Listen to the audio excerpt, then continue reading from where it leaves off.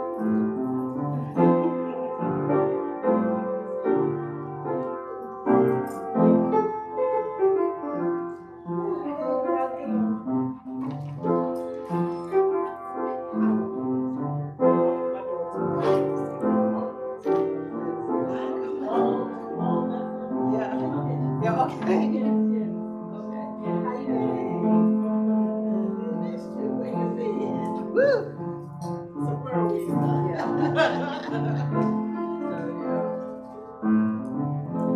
morning. Welcome to the Sarah Stevenson Tuesday Forum. Good to see you. Happy that you are here and that you could join with us. I'm Jackie Edwards Walton, and part of our team of the Sarah Stevenson Tuesday Forum, Carlina Ivory Canty, Mary Johnson, Steve Johnston, our communications and tech person, Laura McCletty, Natalie McElrath, who's our timekeeper, Saritha Sherrill, our spiritual leader, Winston Robinson, and our music man, Thomas Moore. Again, happy to have you here. Famous Thomas. And beloved. We are the Sarah Stevenson Tuesday Forum, as I mentioned. We ask that right now that you go on and you silence your phones.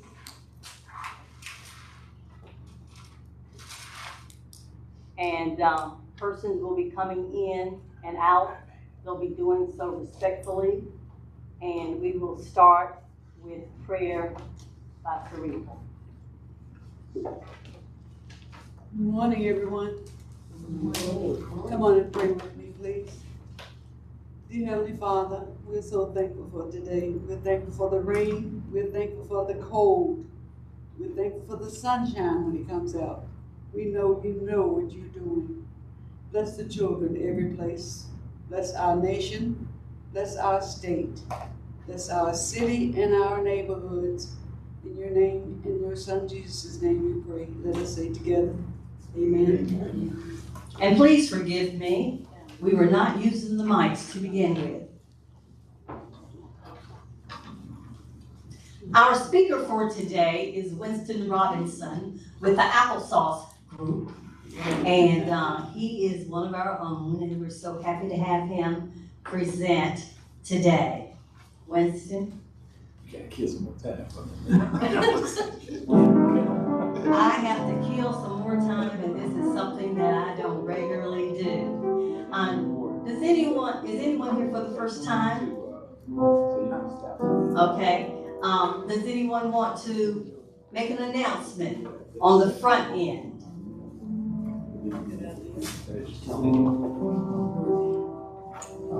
I should like to announce that Juneteenth is coming, and I expect to see every one of you there. We will be at the Ebenezer Baptist Church on West Sugar Creek Road. It's 2020 West Sugar Creek. The flag raising will begin, ceremony will begin promptly at 11:30 on the first Monday in June.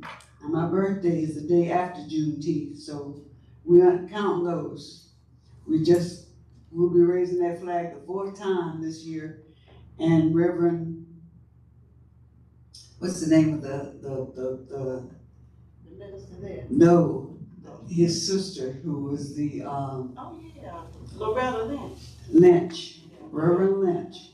I met his dad, and they all three were there together when I met him. But he has since passed.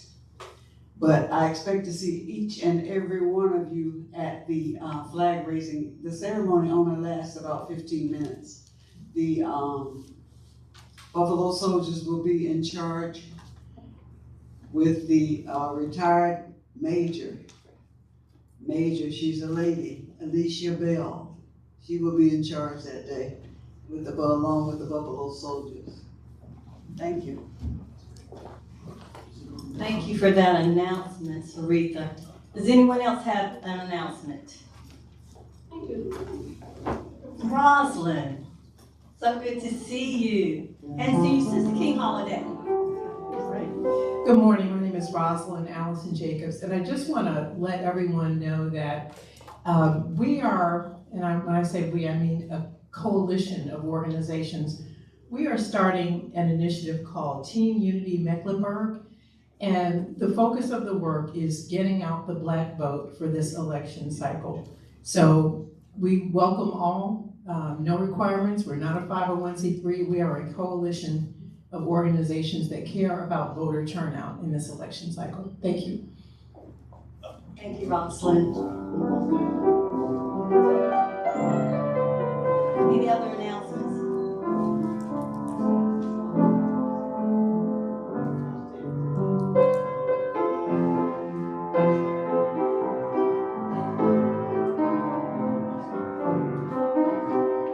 Well, we could do a sing-along.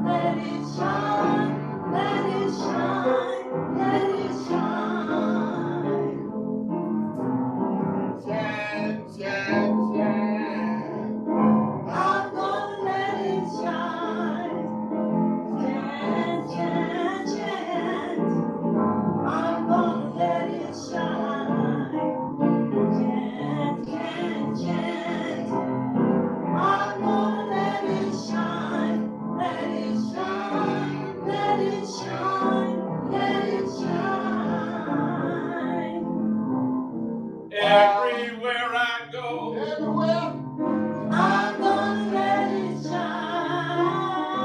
Everywhere I go, I'm gonna let it shine. Everywhere I go, I'm gonna let it shine.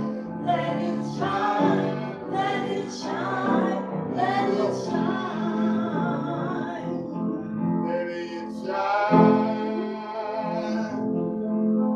let it shine. Let it shine. Let it shine.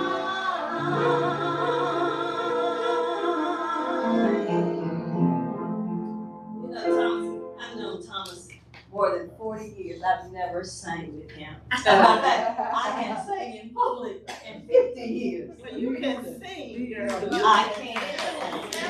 And whenever I would visit the Stevens, But Sarah and I belong to the choir. we would sing together whenever I visited her. And you know, she loved to sing, so brought back wonderful memories. You this little item of mine, that was our theme song, right? For the choir. Yeah. Do we have that? You just did. Oh, is that it? Yeah. Oh. Yeah. Oh, well, you know what, we're just gonna, boy, I will apologize to every past guest we've ever had to suffer a technical difficulty. So that is my struggle right now, along with 277, deciding to 277. Well, I tell you what, I'm better freestyle. My name is Winston Robinson. I am facilitator with the Tuesday morning, Sarah Stevenson Tuesday morning forum.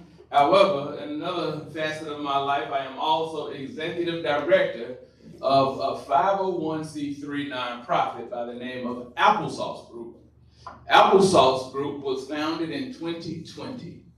I lost my mind during the pandemic. And I don't know how well you remember March and April of 2020, but it was a very scary and uncertain time.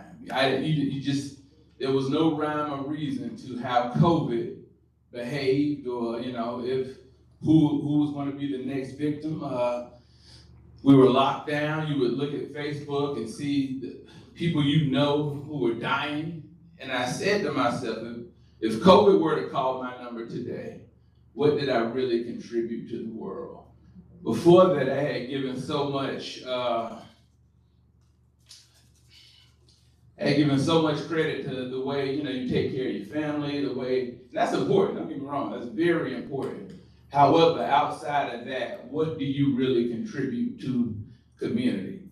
So decided to scale efforts. Some friends and I had was a cookout where we had on-site resources, but still had a very good time.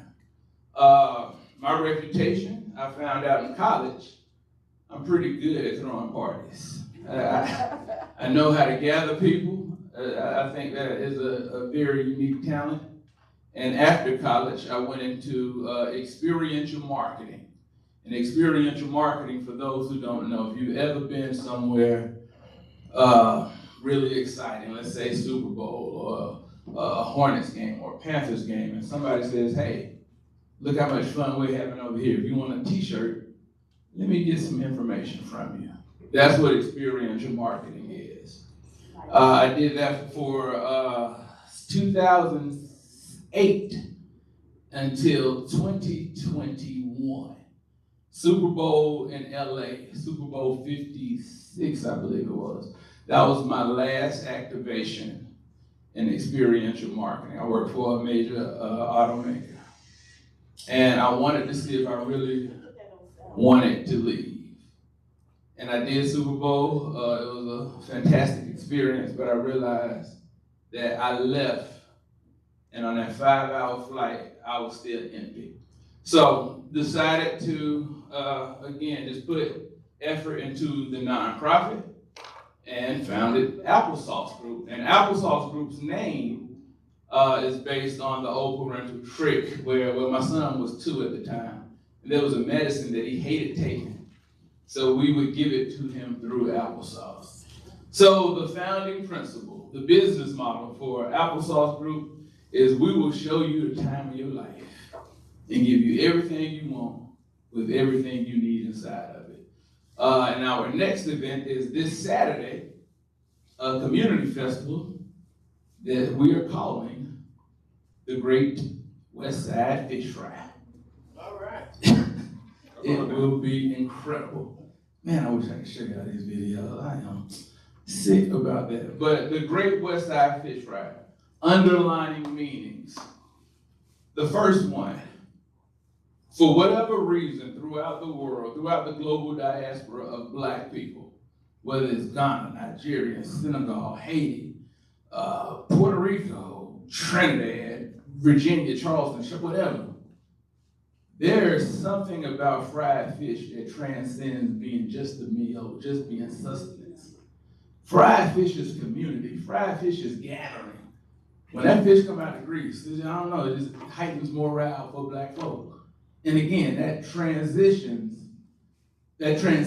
through cultures of Black people. And I don't know why that is, but I wanted to dig deeper and peel the layers back. So on Saturday, we have chefs throughout the global diaspora, 20 of them, representing literally we have Chef Awo from Ghana, Chef Jasmine from Haiti. We have representation from Charleston. We have representation from Liberia, Puerto Rico, Curacao. And each chef is presenting the fish plate that closely correlates with their cultural identities. So you can not only just get, the fundraiser fish plate from the west side with coleslaw and baked beans, it's probably croaker or spike, but you can also get a head-on snapper with jollof rice or pickles. All of this to extend the idea of cultural immersion. Black people are so unique, yet so similar.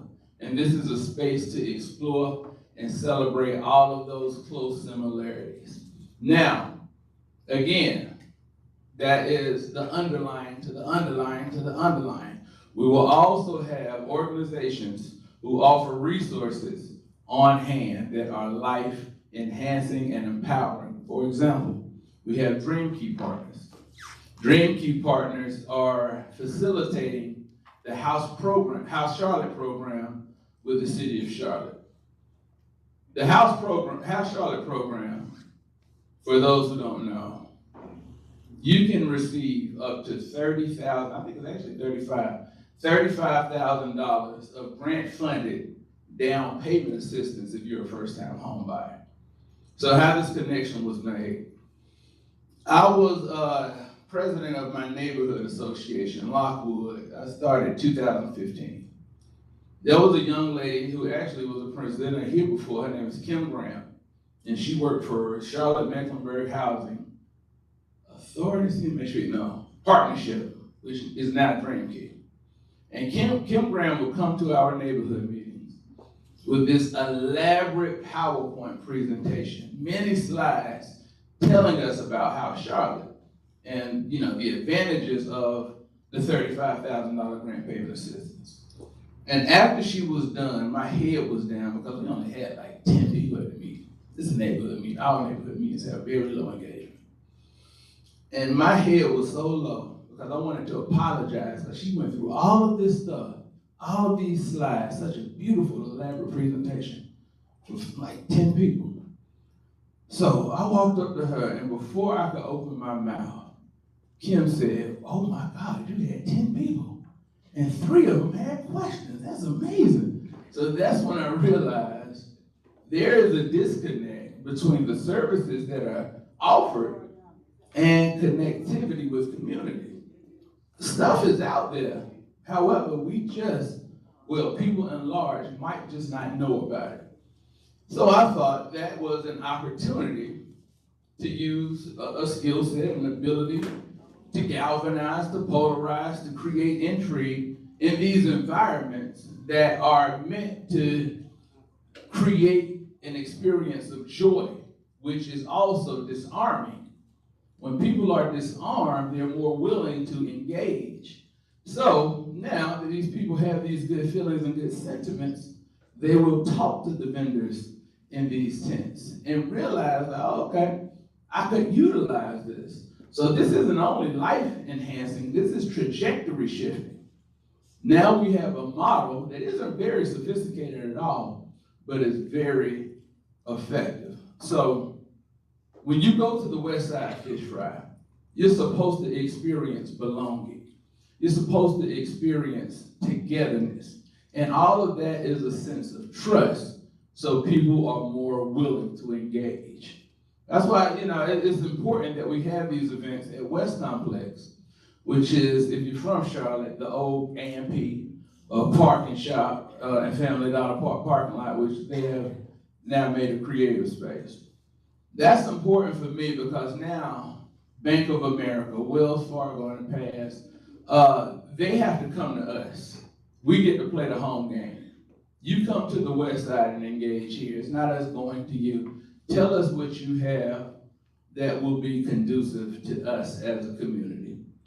And again, the first set of festivals we did were in 2021. We had 4 back-to-back festivals, June, July, August, and the beginning of October. After that run, I nearly died. It was so much work. It was so incredibly difficult. And not to mention, the following year, my wife and I decided we wanted to grow our family. So now we scaled back to 2 events. A Vibe Outside, which is the lead-in to the flagship festival, a Vibe called Fresh, which will be September 21st of this year. But this is the first year of the Great West Side Fish Fry.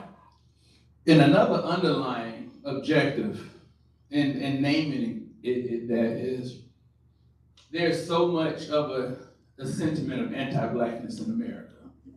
There is so many things that have been stigmatized that we create pathologies around unnecessarily. I was watching TV one day and I realized, like, wait a minute, I like 5 or 6 shows about moonshining. Or if you want to go out on a Saturday night and you're young and trendy, you go to a speakeasy.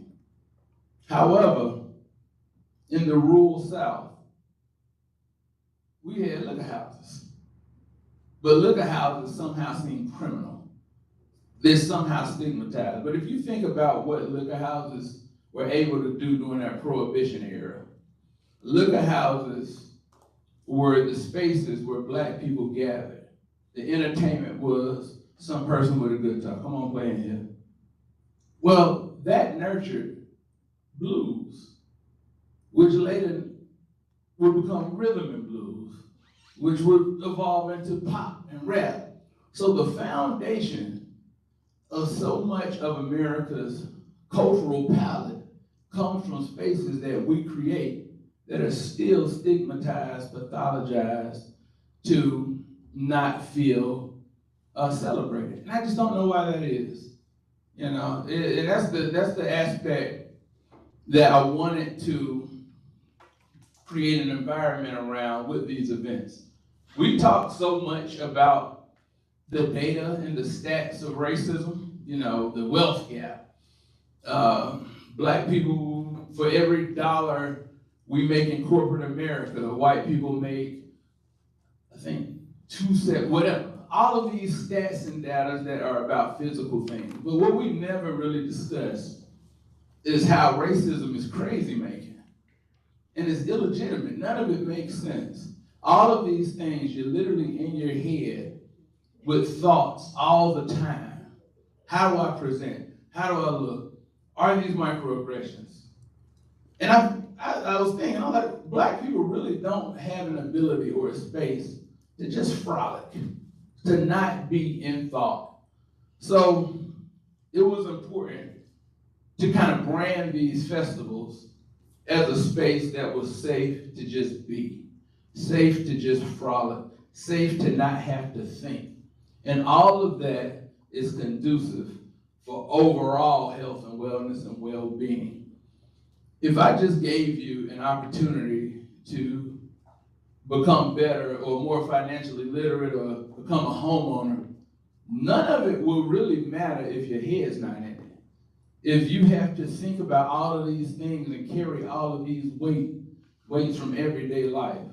So that is the importance of that joy component. Joy is essential for productivity. So I wanted to create a space of joy, togetherness, belonging that celebrated who you are culturally. The things that you care about, we care about, in a community that has been a space for Black people since 1867. All of these things have very, very, very much, they're very intentional. So, one of the things we are doing as well is encouraging people to lean into their creativity. The theme for last year's Vibe Call Fresh was Art Out Loud, as a lot of it, most of everybody know here. My father's an artist. I saw, while he celebrated in community, I got the father who came home and would share his stories of the strife and the troubles he had matriculating into a system that would show him and tell him that art is a practice of the intellectual, and you're not allowed to be that because you're a Black guy. You just some Black dude that know how to draw. You're not an artist because there's a distinction of intellect and and all of these things that you were told you cannot be. And even in that, the way we pursue creativity and culture is a hobby until it catches on. You don't really put a lot into your practice. So I have the utmost reverence and respect for Dr. Thomas. Because creativity is important. Creativity is the highest form of intelligence. And we should nurture and embrace that. We do it so effortlessly already. So if we really had a system where it was encouraged in mass, man, it's incredible. So that's why I wanted to make sure that these environments exist, that lean into Blackness, that lean into Black ideologies where you can feel bold, where you can feel safe, where you can feel protected, where you can feel seen. And all of this is happening on Saturday.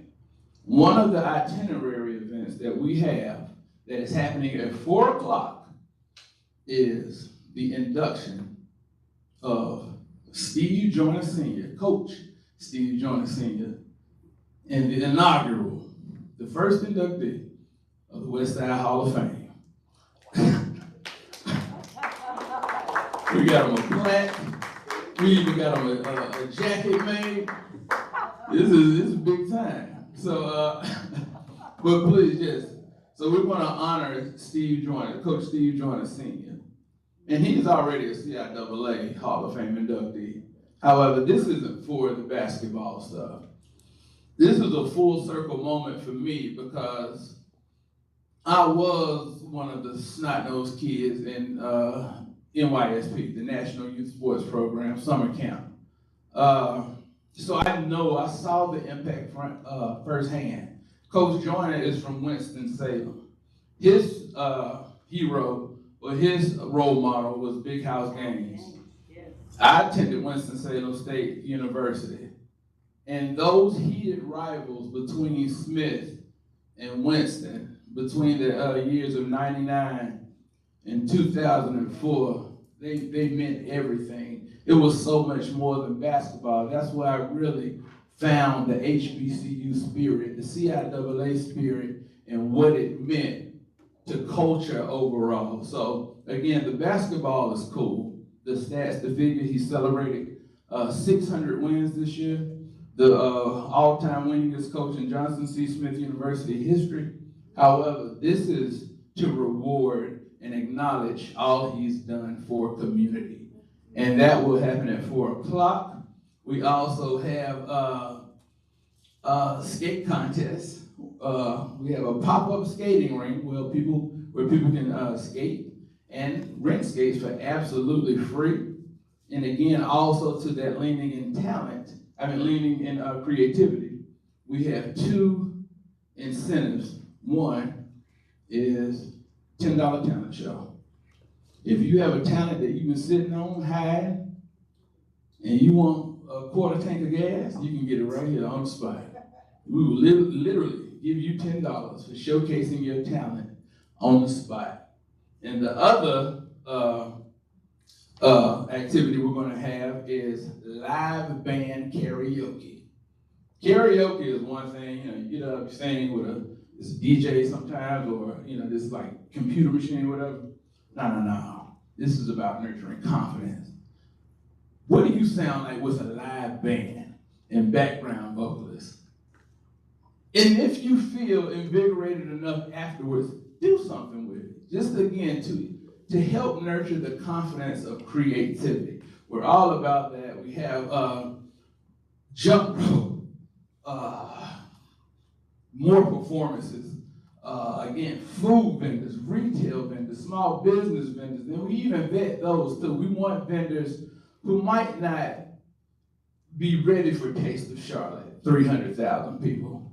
However, if you got a new hobby that you want to nurture and you feel like it's good enough to get out in front of an audience, come on, that's what we want. We want you to build your confidence here and then take on the world. Everything is about, confidence is everything to me when it comes to nurturing Black people.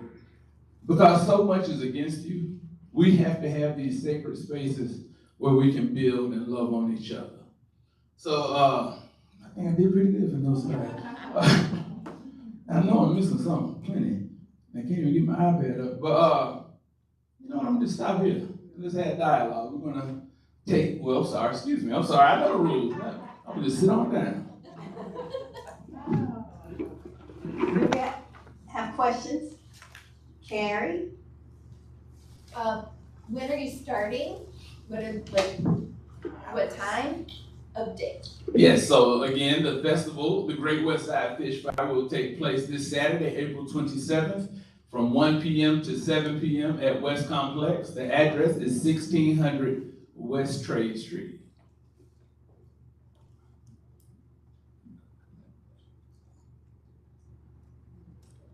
Any other questions? Yes, name it. He's coming. Hi. Good morning. Do you have all of your vendors and do you need an educational one? Oh, you know what? I'm gonna tell you how much I got on my plate. Jerry Keaton also went to Salem State alone. He was a vendor last year. Guess who forgot to tell him about this year? So we're gonna make a space for Alliance. Yay! I will be there with Melva. Yes. That's a ram. So we get, and let me say this too. To show this gesture to Coach Joyner is so tough for me. I am a Winston-Salem State University ram to the core of my being. And this is literally the deepest rival we have. I probably can't go back to Winston-Salem for 2 or 3 years, but it's still worth it because Coach has done so much in the city of Charlotte, especially on the west side. His son now, Stephen Joyner Jr., is the AD at West Charlotte. My niece is the upcoming student body president, and both of them have said, anything you need, man, come on. So I want to make sure to create a space where it's one west side. For whatever reason, I'm gonna just say this. I would love for there to be more connectivity between Smith and West Charlotte. So we're gonna hope to see that. But also, important to note, I'm sorry, I'm rambling.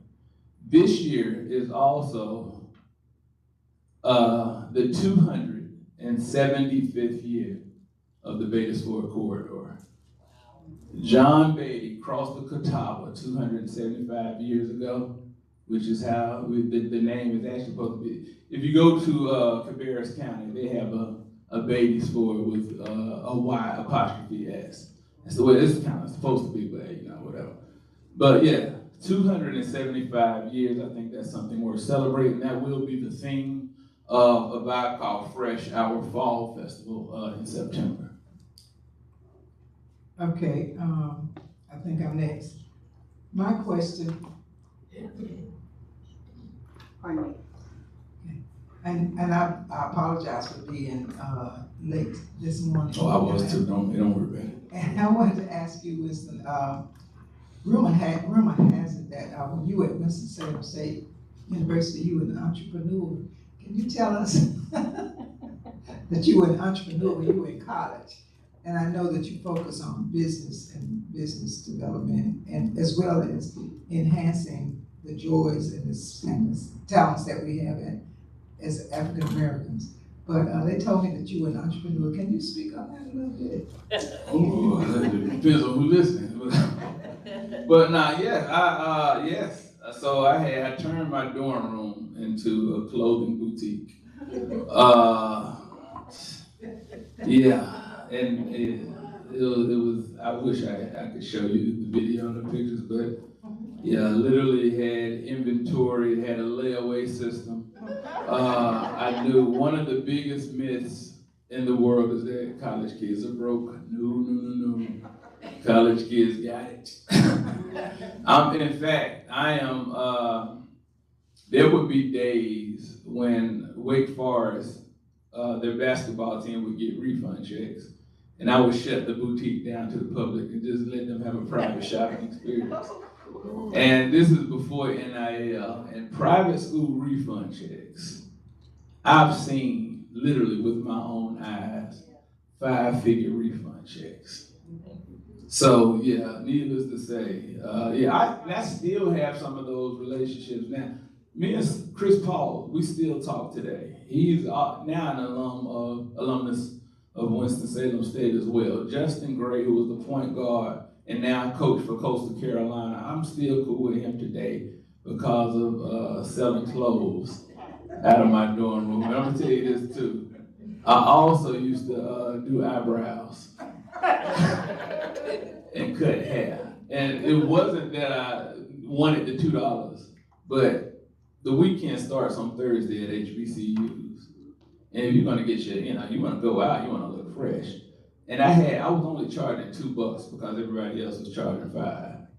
So if I didn't care about doing your eyebrows. I was really good, but I just wanted to get you in the room. Because now you're looking good, of course you want an outfit to complement those nice eyebrows you got.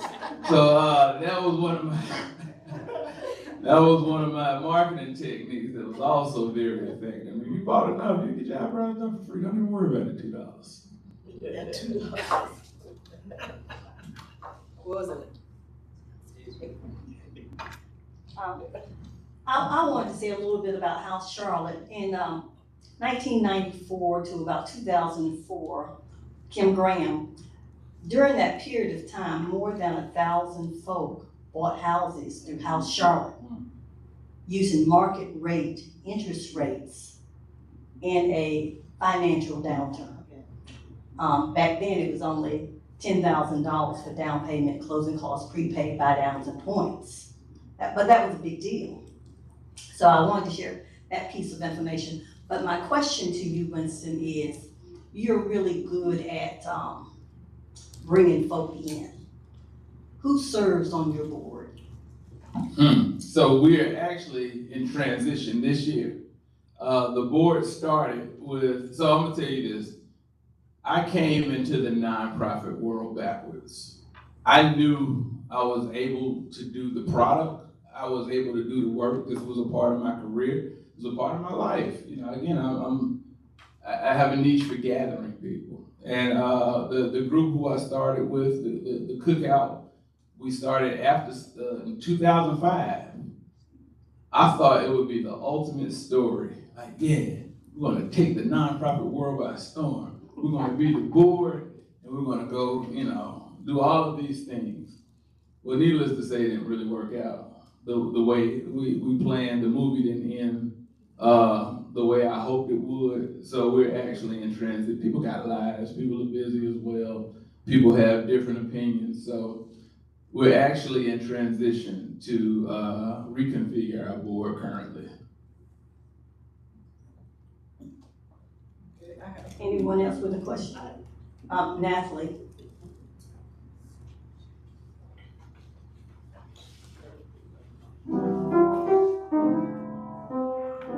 I want to say I'm really glad you're doing this again because last time I got rained out. It flooded, but I had a good time and I stayed until it stopped raining because I had not eaten.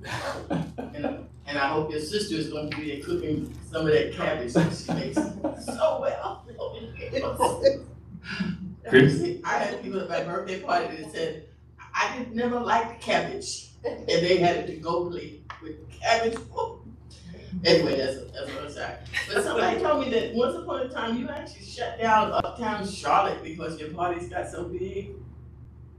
Oh, Sugar Creek, not Uptown. Sugar Creek Park. Yeah. So. And that's why the city decided to support you because you was taking up. It was the county that was threatening me, but not the city. Well, to me they all the same. Yeah, I get it. They all look alike. But so. We're looking for some background stories. All right. Okay. So let me say this before I get into that. Last year, each festival was got rained out. And the first one in July, it was torrential downpour. Wow, and I went crazy. It was pacing around like a madman. But I will say this, as devastating as that was, that feeling, I have never been more fulfilled or had so much gratification in association with a festival than I did that year, because it's no secret, black folk don't mess with rain. You hair, once it starts, that's it, shut it down. And if you saw the level of hurricane rain, this again, torrential downpour, people bounced back. They went to the car, they hung out in tents, and that festival kept on going. And it showed me so much that the people who rock with it, they really rock with it. And it let us know as well that we have a core group who enjoys or who really appreciates and anticipates the product. It's not like, I ain't got nothing to do, let me go. No. They are looking forward to these festivals. And they showed me that in 2023. But yeah, so how this all came about. So I graduated college in 2004. 2005, these dates are important because this is the last part of the world where it was innocent, before our lives were inundated with social media. So if you wanted to meet people or talk to people, you actually had to meet people and talk to people in person. You had to do things. There were no DMs to slide. So, you had to show up. So the friends I was talking about, we got together, said, let's put some money in the hat and say farewell to a really fun summer. And we put some money in the hat and had a cookout. And we named it the Big Blank Cookout. Figure out the blank. And that first year, 2005, was a pretty good time.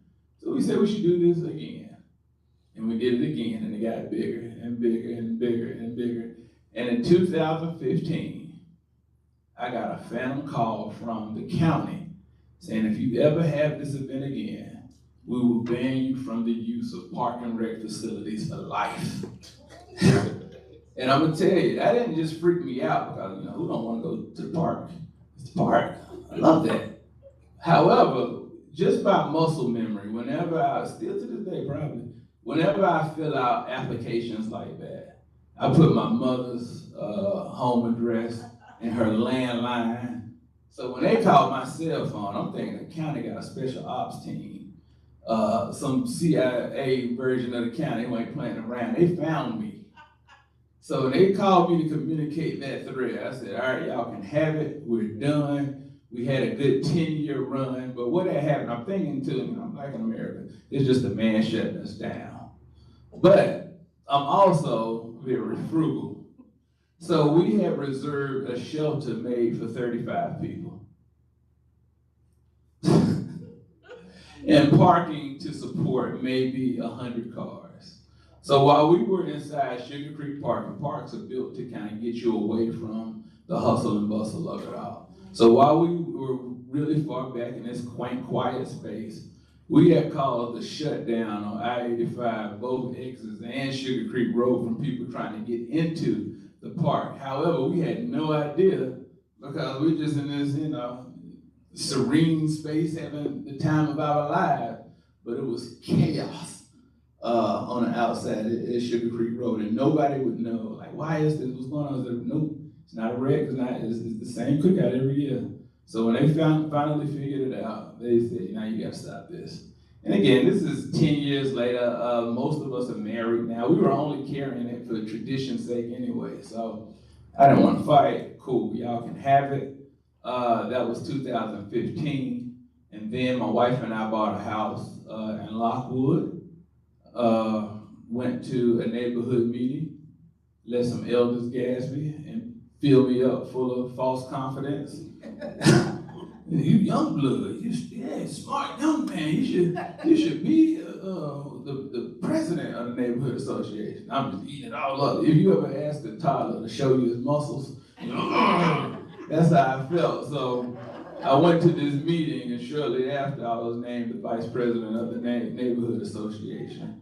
And after that, the person who was elected president, his family, a member of his family had gotten sick and he had to go to New York. So I was now president. And I was president without much context of the community. And if you don't know where Lockwood is, it is the first single-family neighborhood going north of town between Tryon and Graham Street, literally 0.9 miles away from uptown. Savannah, Keswick, and Plymouth. Right across the street from now Camp North End. And what I found is such a small neighborhood had two very different ways of life. Just people existed in two different worlds in such a small neighborhood. There were people who were living in this community 50, 60 years, feeling like they were not seen, not heard, underserved, marginalized, disenfranchised, everything. And there's a new group of people who want a system to respond to them the way a system has always responded to them. And when I saw like, racism isn't about people. This is about systems. We always let systems off the hook. These were good people. They just had an expectation for life to respond to them in a certain way. And when I saw that, I was like, oh, okay. I didn't understand that experience. And it led me to read two books that changed the course of my life. The first was The Case for Reparations by Ta-Nehisi Coates. And that's not even a book. It's an article in The Atlantic, but it's like 25,000 words. That's a book. And the other is Color of Law by Richard Rothstein. And what made those so impactful to me is, they say, I tell you what, let's examine racism purely from the lens of housing policy. You can keep the system of Jim Crow, you can keep slavery, you can keep being left out of systems that were transformative, like the Homestead Act, early GI Bill, all of the ways that racism has affected Black people. Let's just examine the scope and the lens, from the lens of housing policy. And man, after that, I was infuriated, yet relieved, because I realized this ain't on me. This isn't on me. When you're Black in America, you can internalize it. You can look around and say, why does my community have such peril? Why do we have such unique challenges? Then you realize, oh, okay, this is exactly what's supposed to happen. This is a system that was designed to get these results, and any group of people would respond in this way under these conditions. And when I put that together for myself, I just wanted to get on the soapbox and yell as loudly as I could. However, I'm just some dude. I don't have a platform. I'm not trying to be on TV, anything. However, I can throw a good party. There's a cookout. So, me being president of the Lockwood Neighborhood Association in Camp North End is a new entity across the street. And me having these sentiments of inclusion, I was very intentional in making sure that our neighborhood association, and I was also in this thing, this coalition, North End Community Coalition, founded by Daryl and Melissa Gaston. I wanted to make sure that we engage that space, because there's a sentiment in gentrification that feels like the things they build are not for you. Well, we're gonna test the theory. We're going over there. And we had meetings, we had events. And one of the events, there's a young lady who works over there by the name of Varian Strum. Varian and I are around the same age. And I didn't want her to think I've just always been just some lame community president. So I was telling her about this cookout I had in my younger, cooler years. And she said, you should bring it back here. I give you the boiler yard, which is Camp North End's open space where they host outside events. She said, I give you the boiler yard for free, because Camp North End is in the state where they're trying to gain community capital and extend their branding as well. So I took her up on it, got the gang back together, called them up. I said, let's have the same cookout, same heavy bass music, same feeling, same grill food. But this time, now that I'm president, and I know Kim Graham, and I know these people, Philip Freeman with the city, and Sherry Grant, all of these people who offer resources that they bring to our neighborhood meetings, let's just put them on display at the cookout. Let's see if we can extend the reach. We had that first cookout, we had panel discussions about home ownership, and we would do them over like trap beats, so people, it's a terrible idea, but again, I wanted to make people feel comfortable. I wanted people to feel like they trust what's happening. And the whole idea too, to have the resources on site, even now, is I would believe you more if you tried to convince me less. We didn't want people to feel like they're walking into a timeshare presentation. So the things are here if you want them. If you don't, that's cool too, still kick it. Still hang out and, you know, have a good time with us. And we had that festival in 2017. We had Five House came, Rob, Focus, all of these city people, you know. And again, it's just a cookout with a few vendors. And I started like just getting all of these people coming up to me. So-and-so did this, I heard this. And that festival was we always had a cookout the third Saturday in September. So around October, I just, kept getting messages, I bump into people, they'll tell me a story. So I just started taking a very informal tally from about October to February. And I tallied 47 people that began their initial steps into first-time home ownership from something learned or gained at that initial vibe called Fresh in 2017. And just like the cookout before in 05, I was like, oh, we should do this again. 2018 did it again, had more resources, Habitat came out. We even got some money from Google Fiber and Nuvant, and we were not a nonprofit at all. So for them to kind of give us something, they really funded it. Yeah, it wasn't much again because we're not a nonprofit, but it was just enough to cover all of the expenses. And 2018, more people found their way to empowerment. 2019, it grew even more. And then 2020, and that's when it,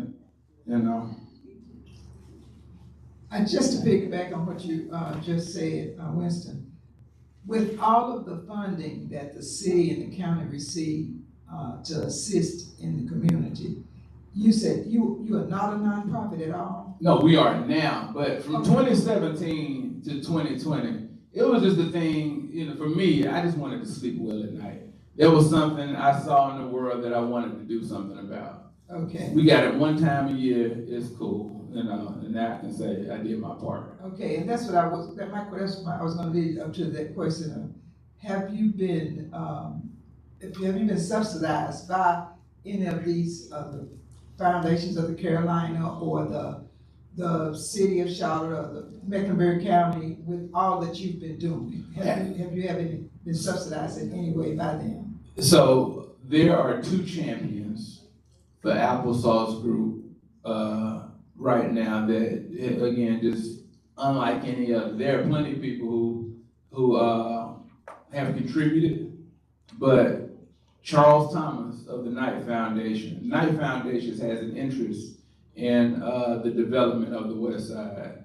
And the other one is Roderick Banks of Wells Fargo. Both of those gentlemen have, because I'm clumsy in the nonprofit world. Like I said, this was a very abrupt entrance into a culture and an etiquette that I, didn't know much about. And I'm coming from a marketing background, which is far more brash and bold than the nonprofit world.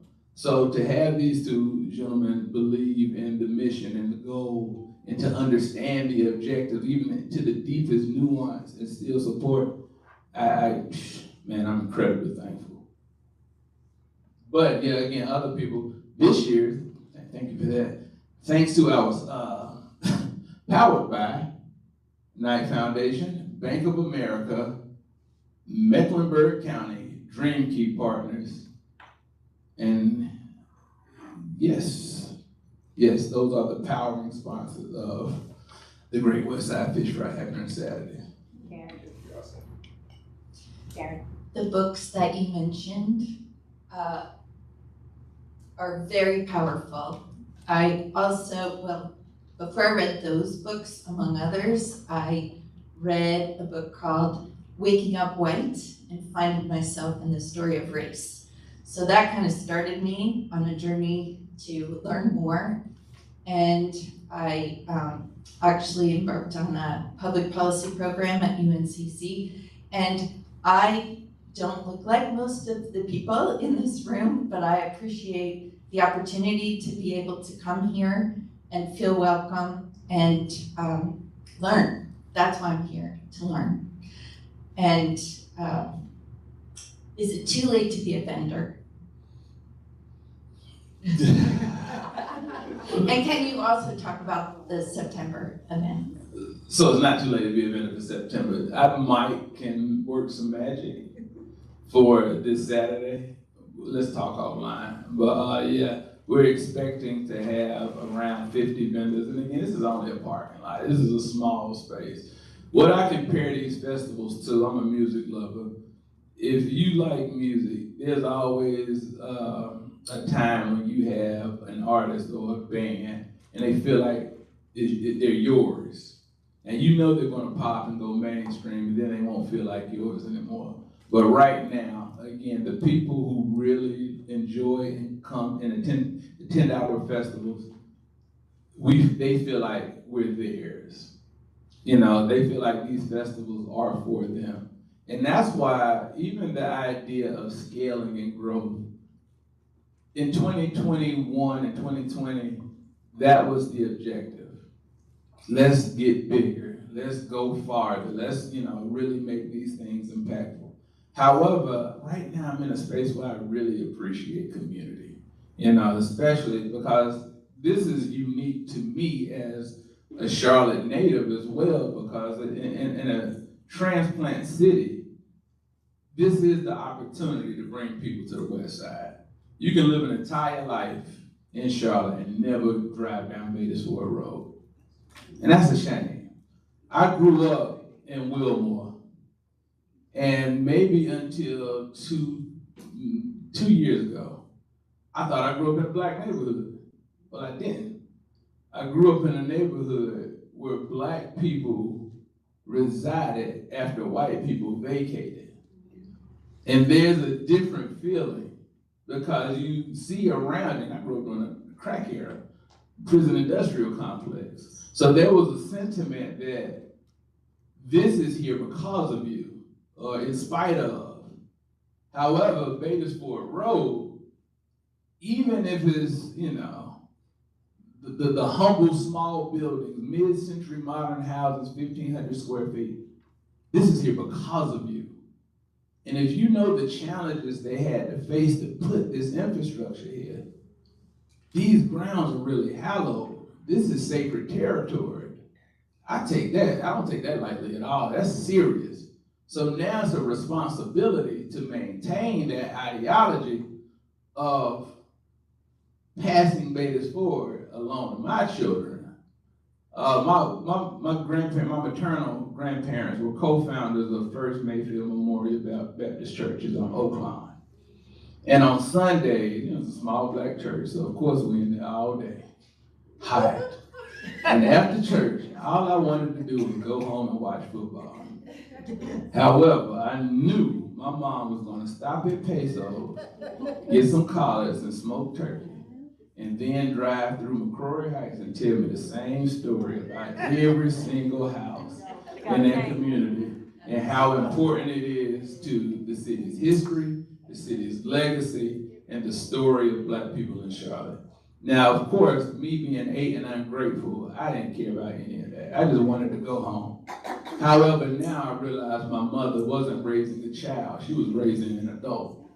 So now that I have children of my own, I'm sorry, Miss Natalie, you ain't on your job, I'm just sitting up here rambling. Rosalind has a question. Come on,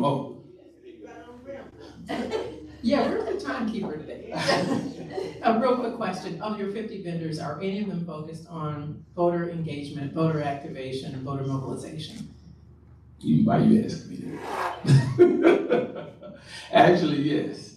For the Struggle has a voter registration initiative that they're spearheading out there, and maybe someone else, right? Another group who I'll make room for to come and invigorate people, because this is such an important year. And the election, the democratic process is losing so many people because you feel you just can't win either way. However, it is so important to maintain momentum. So it is very centric to the goals of the Fish Fry, is to get people re-engaged in our political process. Thank you. Mm-hmm. See you there. My question, Winston, is the number of persons you expect, and can you go over the part again about persons who may be shy and you're giving $10 for them to perform? I didn't get that clear. So it's called $10 Talent Show. And what it really, What time is that? it's all day, it's pop up. I walk by you and I got a mic in my hand, Miss Jackie, I got $10, show me. But see, that's the point. Because we just discovered Miss Jackie is a great singer. Had Mr. Dr. Thomas not initiated this little light of mine, we never would have known. No, had you not been prepared with that. Right. So again, thank you, 277 and my son's daycare, because if I was not late, I would have not known that you have musical talent. So while I won't be late, hopefully, to the event, I do have $10 in my pocket. So if we can pull that out of Miss Jackie, because you know you can sing too. You know, you probably just want the right scenario to help you break out into it. We just want to nurture and encourage people to lean into their creativity. Might not be a singer. Somebody might want to pop lock. I don't know. Whatever you're hiding that Shay, you want $10? I saw you. But again, it's just the idea of nurturing creativity.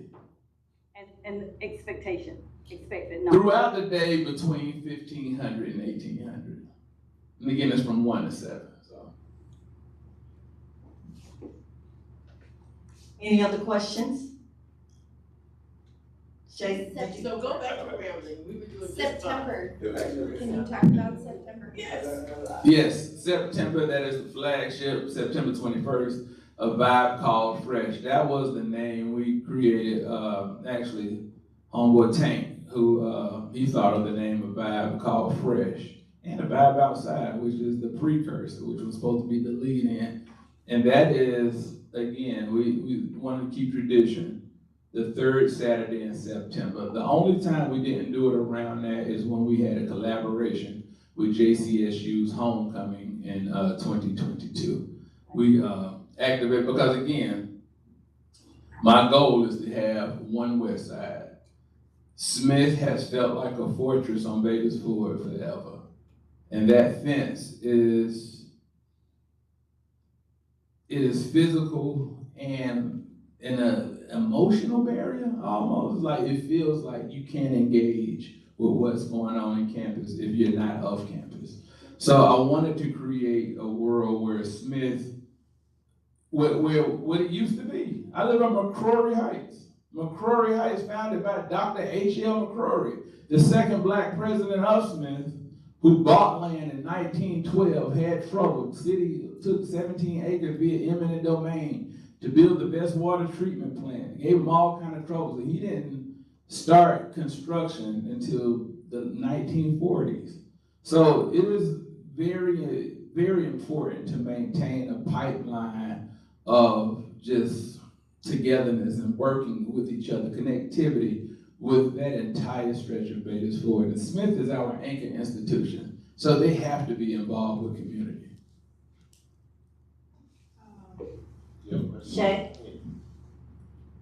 No, I just want to know, did you say something about that fence and, Well, I'm just saying, like, don't get me wrong, I understand why the fence is up. yeah, 'cause But no, I get it. But it felt, I believe me, I know. But it feels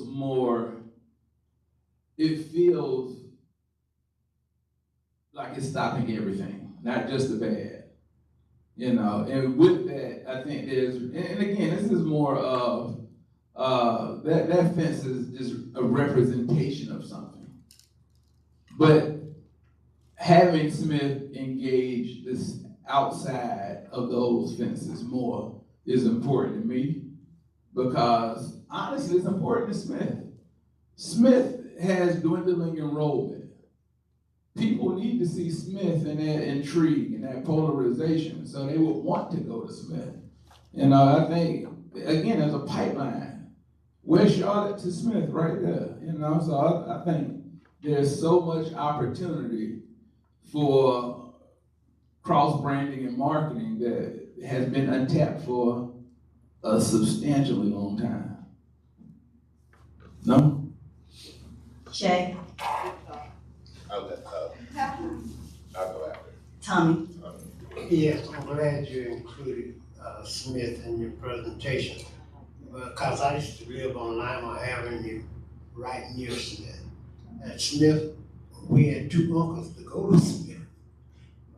Uncle Dave. Uncle Dave and Uncle Jethro, are both on Smith and G.I. here. But my thing is that I'm glad that you are including Smith in your presentation, because it has been a separate entity from the Black community for a while, and I'm glad that you are very inclusive. And again, the goal is to not only engage Smith, but to invigorate a student body that will leave Smith and want to stay in the community. Now you have potential to be a high earner. Why? No, don't give your talents to Valentine or Mallet Creek. Stay here. You got proximity to Uptown, it's close. Stay in this community. It's, again, and I can't even articulate what it does for your spiritual equity. Again, the way I love growing up in Wilmore, my childhood was amazing in that space. But again, this is different. This is different. There's a certain level of reverence that I didn't even realize was possible to have until I moved to McCrory Heights. I have two sons. My oldest son, his middle name is Garvey. My youngest son, his middle name is Toussaint. I have so much respect and the fondness for both Marcus Garvey and Toussaint L'Ouverture. However, Jamaica, New York, London, they're far away. Haiti is far away. I can tell him, come here, boy, look out your back window and tell him the story of Thomas Weish, who was the first Black attorney in Charlotte. Even thinking about that, Charlotte didn't get a Black attorney until the late 40s. What is your existence like in a segregated city and you don't have representation that looks like you? But he was the first, also the first attorney the NAACP ever hired, so he was feisty. Thomas Weish, along with Charlie Sifford and Ray Beckton, went to Bonnie Break Golf Course to shoot a few rounds. Wanted to go to the clubhouse after. They were denied. Thomas Weish filed a suit against the city of Charlotte, one of the first of its kind. It took 7 years to rule in his favor. He was so airtight. And within that 7 years, he would have colleagues and friends, he went to Howard Law, that would come down to just pick his brain, see his approach, help him out, give him tidbits of information. And one of the people who would come was a young attorney by the name of Thurgood Marshall. And he took pieces of that to utilize for Brown versus Board of Education. This is all off Oakland. I went to Myers Park. I wasn't supposed to. But since Thomas Weish had the acumen he had, let's shake the schools up like we did this golf course. All of these things matter. And speaking of some history, here comes Jane. Well, gee, I'm just proud to be here and hear all this. Yeah, I know my late husband Barney taught at Johnson C. Smith for 10 years, I think it was. But then I'm going to tell you a little history from my first husband, Bob Alder. In 1960, we graduated from college, lived in Iowa before that, traipsed down to New Orleans to teach at Xavier Prep, which is a co-ed black school. We were 21 years old, both of us. So as I sit here today, in this crowd, looking at and listening to you, we were going to these things with other 21-year-olds that didn't look like us.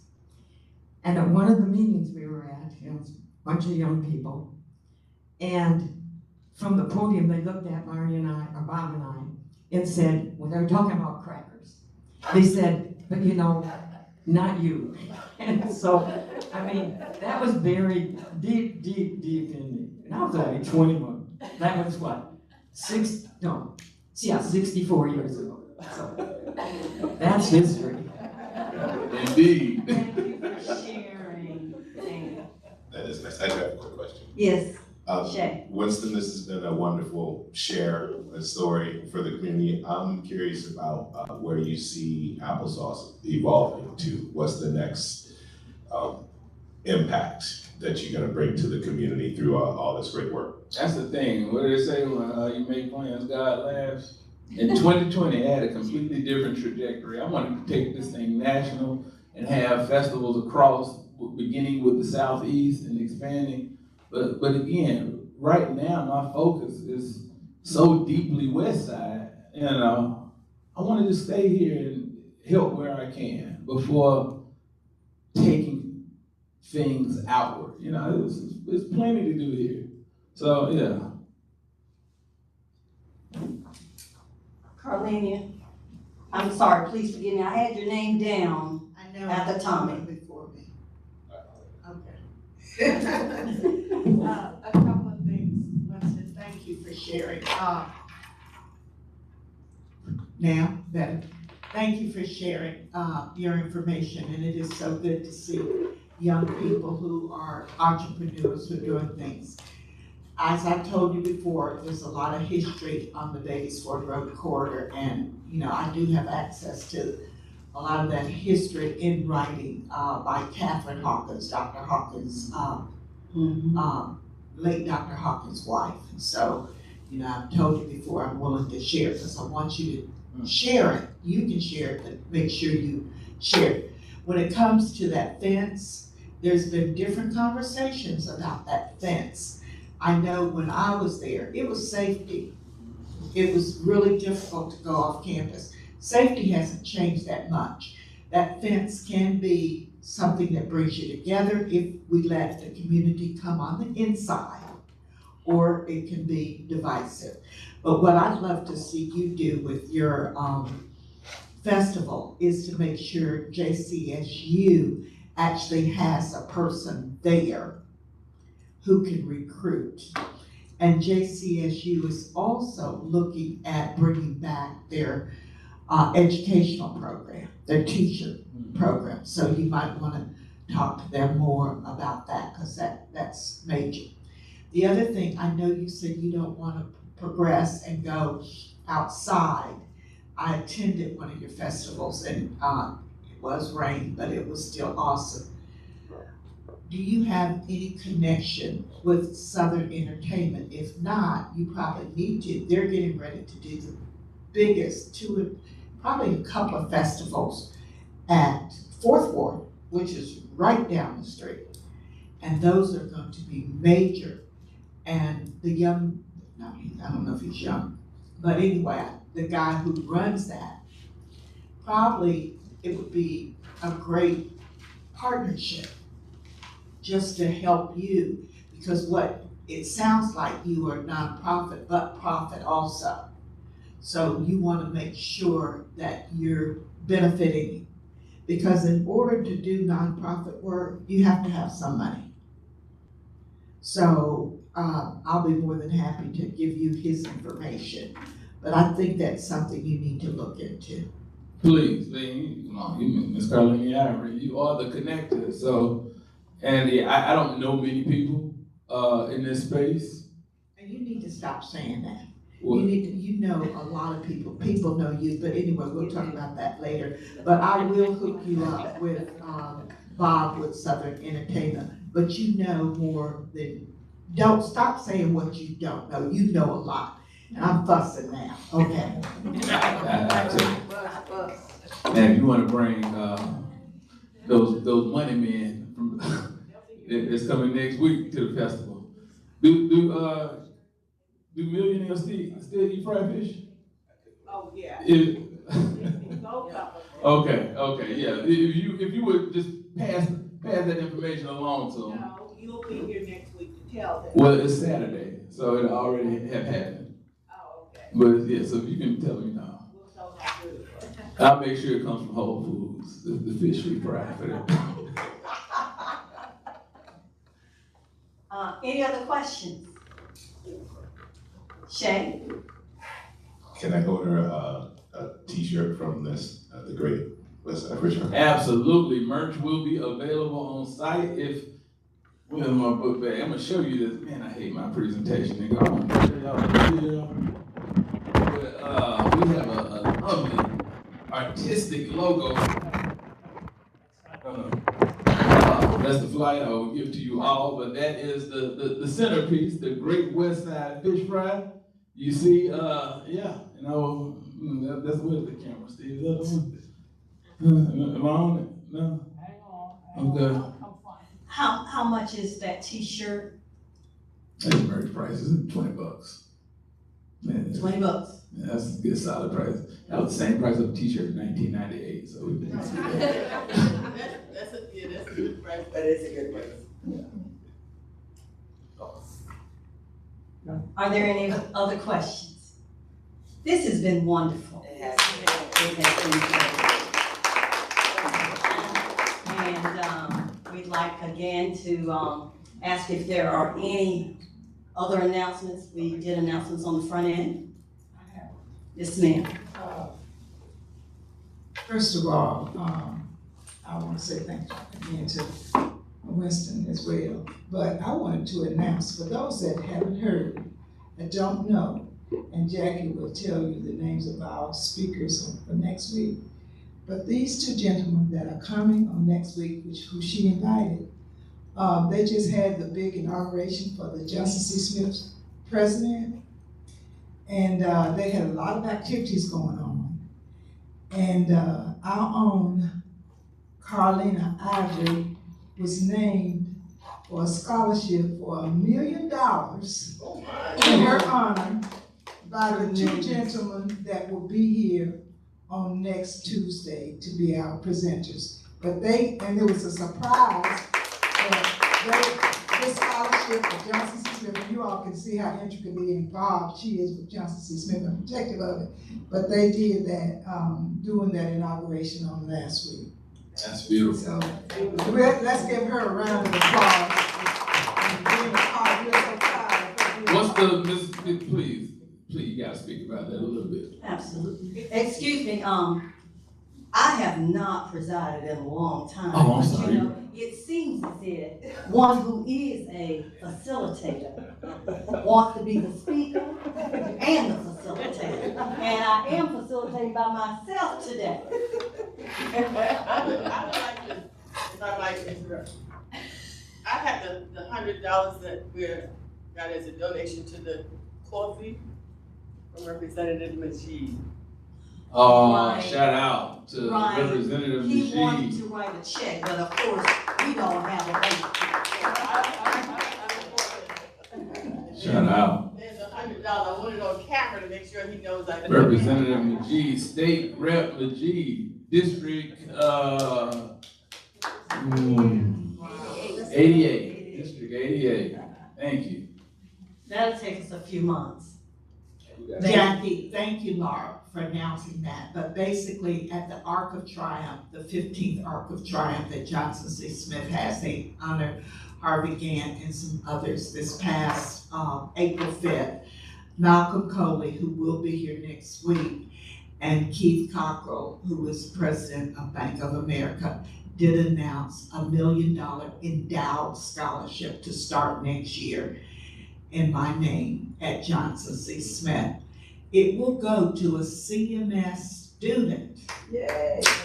And one of the criterion is that they do community service.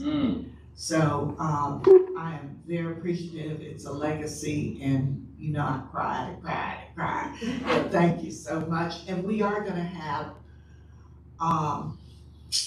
a celebration in October, and hopefully you guys will attend. It'll be right before homecoming, and more information is forthcoming.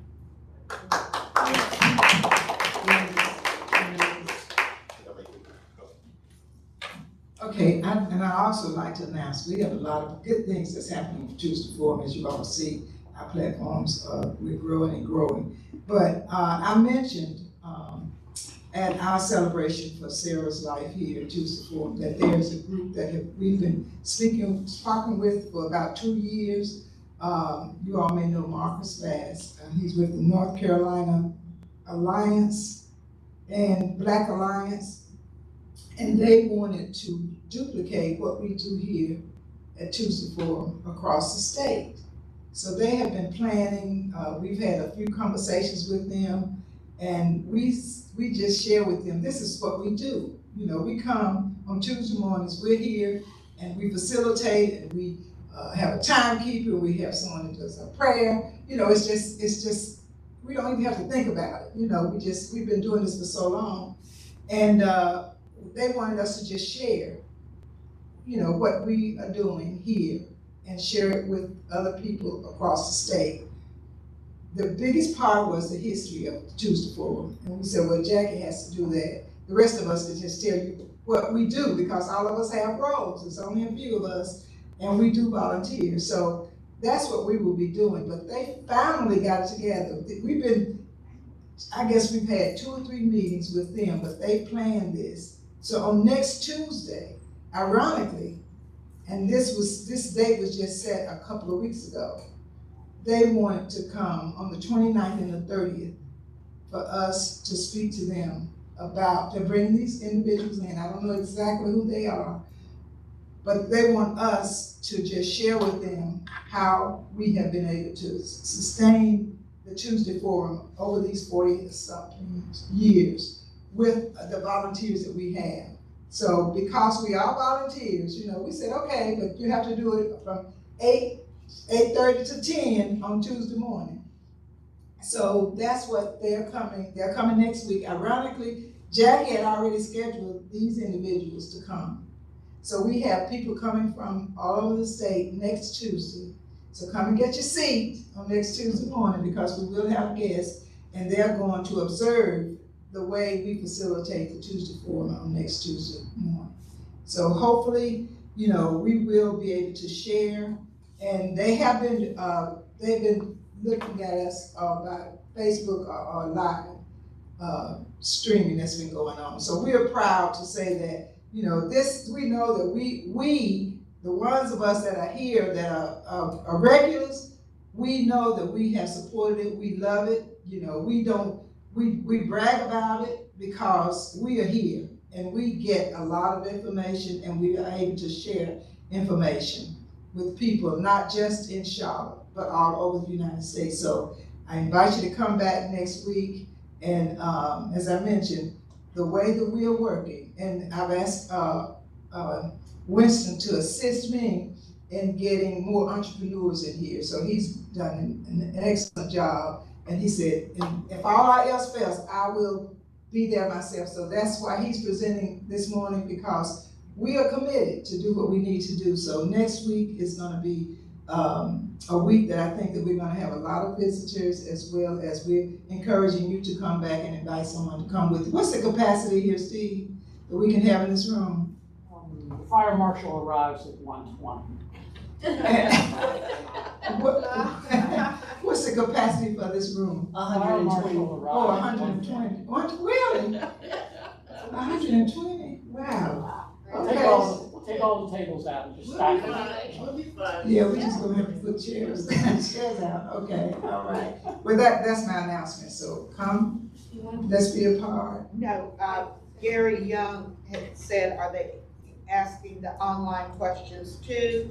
And I told him, I said, what is your question? And he said, the lady asked it, it was about vendors, so you might wanna get in touch with Gary. Okay, that's typically my job, the online questions, so thank you, Gary, So for you, your so you persistence. now have 4 more. And the inquiries, all right.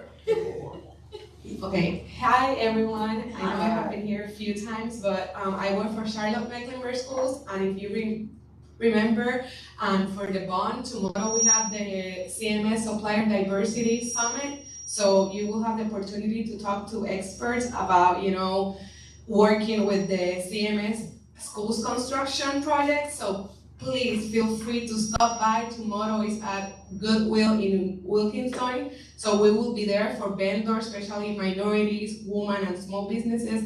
Please, I think this is your time. And then today I brought some handouts to give out. And then this is a QR code where you can follow our social media. Now we have a website, so you can find more information about each project over there. Remember, we have over 30 projects. So I would like to make you all part of it because this is a big deal. So thank you so much, and it was really nice to see my colleague here that we used to work together. The registration on that is closed. It's closed, but you can still go, and please just email supplierdiversity@cms.k12.nc.us, and don't worry, just show up.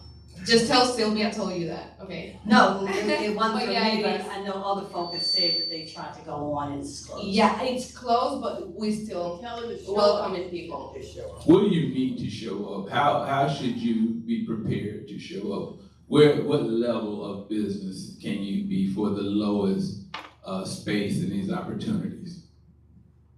So right now, what we can say is that we have a sign-in sheet. We just want all the contact information of you guys just to share what opportunities we have. We have a lot, and we want to open it to all of you. So I'm not the person in charge of it because I run the social media, the website, and all the communication stuff, but that's what I have been told, that it's open, even though it says it's closed. You can just email the supplier diversity email. If you have more questions, just reach me out, and then I can get you the direct contact of the director of that department. I'm sorry, I'm trying to help more, but that's all I know. Okay. Thank you so much for having me here.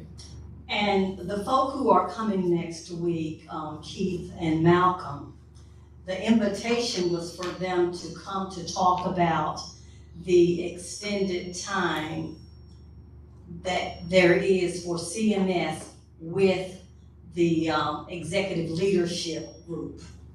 Started out at 12 months, then it went to 18 months, and it has been extended again. And generally, they don't stay with the group as long as they've stayed with CMS. So that's what, initially, that was the invitation. Is that a part of that, the procurement process is that within the ELC? No. The invitation to get them has taken about 4 months. We going through their secretaries and all of that because Malcolm needed to get that together. And of course, other folk probably could have done it a lot quicker than what I did, but there had to be some nuances according to some of their gatekeepers. So we went through the protocol. Thank you. You have a question? Just an announcement I wanted to make, and also a statement. Thank you, Winston, for touching on all the great history items that you shared. Cedar Grove Cemetery, a lot of veterans buried there. Last year we were able to do a Memorial Day ceremony. We're gonna do that again this year on Memorial Day, the 27th. It'll start at about 11. We're getting the details together to share publicly, but I want everyone to know that's coming up. All right. Oh, yes, ma'am.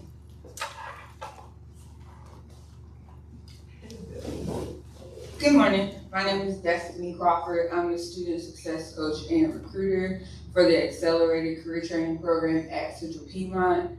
We're currently accepting applications. We are a workforce development scholarship program, specifically for Charlotte area residents who are seeking some sort of career training.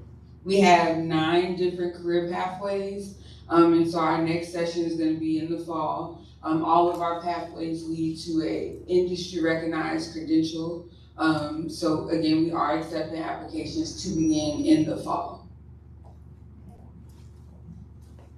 Jackie, one of the things that I'm currently doing is working with partnerships. Can you hold for just 1 minute? Yeah. Can you talk about, placement with that? Placement. Right, so you go through, you get your certification supposedly, so what's the placement like after the training? So once our students get their credential, we are short term, so it's about a semester or less, depending on the career pathway. And then from there, part of my job is to connect them to job opportunities. If that's what they're interested in once they get into the schooling. Some of them do decide to stay longer, but we work to place them in opportunity, or we don't do job placement at this time. We're a small team of 2, but we do connect them to different opportunities that I see in the Charlotte area. So we have a pretty good rate of employment afterwards, and like I said, a number of them do just decide to stay to either get a full certificate or degree at the college.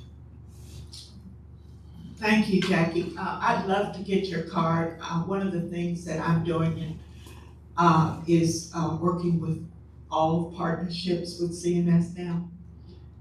And I think that is awesome that you're doing that, and we can connect you to some of our high schools. So make sure that we get your information. CMS is having a partnership summit on May 23rd.